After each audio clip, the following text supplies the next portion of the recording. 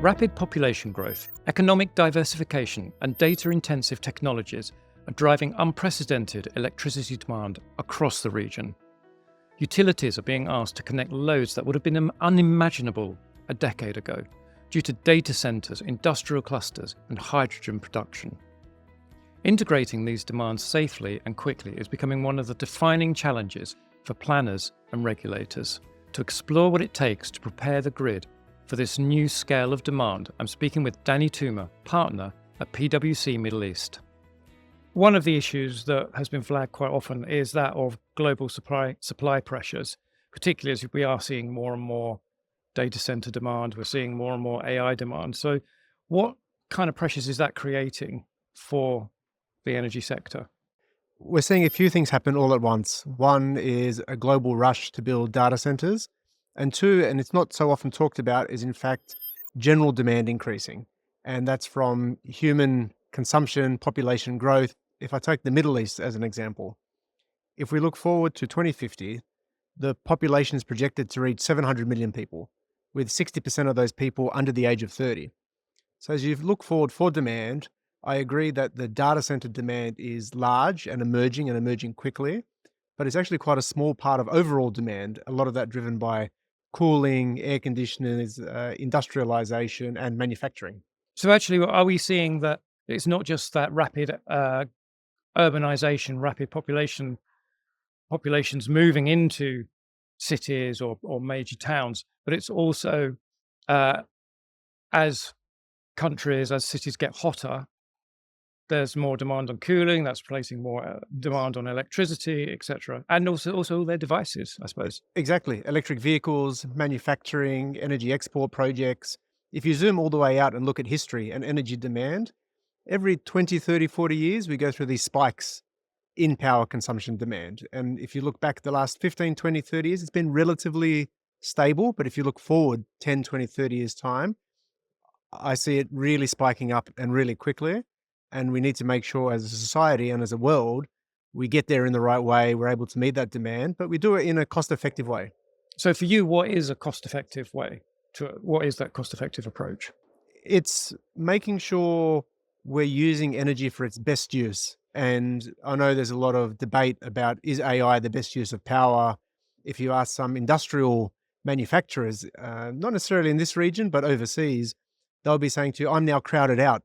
I can no longer access the electricity I needed to in an affordable way because the data centers are happy to pay more for it than I otherwise can to be cost competitive. So there's this balance and dynamic that as a society and as governments, we need to find the right place where we continue to meet the core energy demands for core industries, but also to be ready to introduce these new technologies, which overall as a humanity, I think will benefit us. So that's actually what you're highlighting there is a potential problem for energy fragile communities. Yes. This is not a new issue, though. I think it just comes more into the light now that we're seeing such a huge demand of power from data centers. But as I said at the beginning, it's not just the data centers. There's this rapid increase in demand, both in this region and globally, from cooling, industrialization, energy export projects. There's a lot of projects we're looking at to send power through cables to other countries, to other continents. We spend a lot of time looking at hydrogen projects as well. So there's a lot happening, and all of it points to increased energy demand.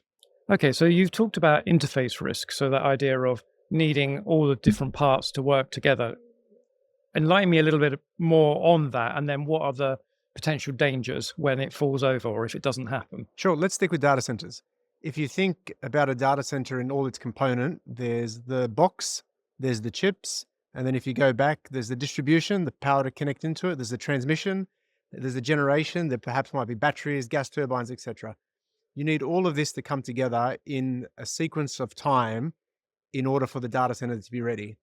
And you could end up in a situation where the data center is too early or too late, or the generation is too early or too late, or the transmission is too early, too late. And if you get that sequence wrong, it's quite an unfortunate circumstance because you're paying for infrastructure that you don't yet need. And if you look at the traditional world before this rapid increase in demand, you could do them part by part and you weren't so worried about the interface risk where they all come together because demand was more steady, planning was more certain, and it worked. But in today's world, making sure the components line up and that you can finance all those different components is critical to success in these new industries. So does that introduce things such as making it harder for a project to be bankable, for instance? Yes. Yeah, let me give you a very simple example. Let's say, for example, you're a generator and you want to connect into the network.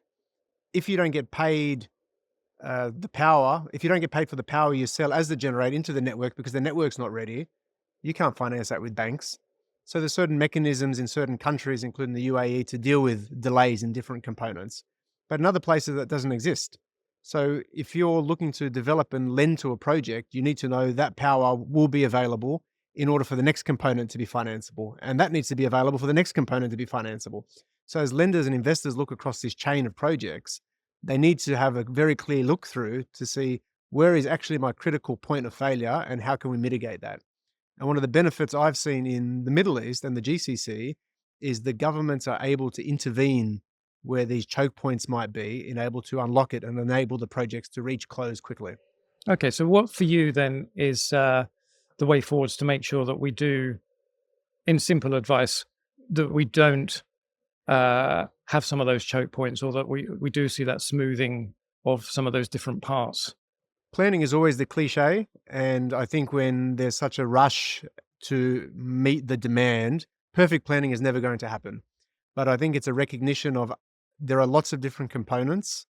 We need to know how long the components take to come, and we need to focus in quickly on securing those components. So if you think of it from a physics perspective, transformers, part of the network, take a long time to come. If that's the critical path to this entire project, we need to secure it quickly.